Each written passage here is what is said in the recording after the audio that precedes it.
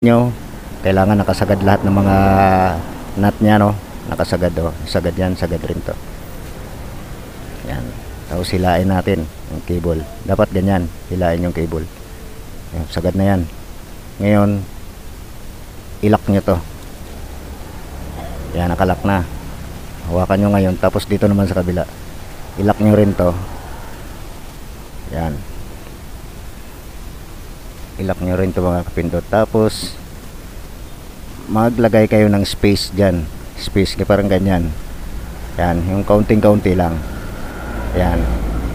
Kasi yan ang tamang adjust. Maglagay kayo ng space, tapos bitawan nyo. O, di ba? Tapos ilak nyo to. Yan. So, ganyan lang. Ganun lang kasimple mga gano. Ayan o. So, ganun lang kasimple mga kapindot.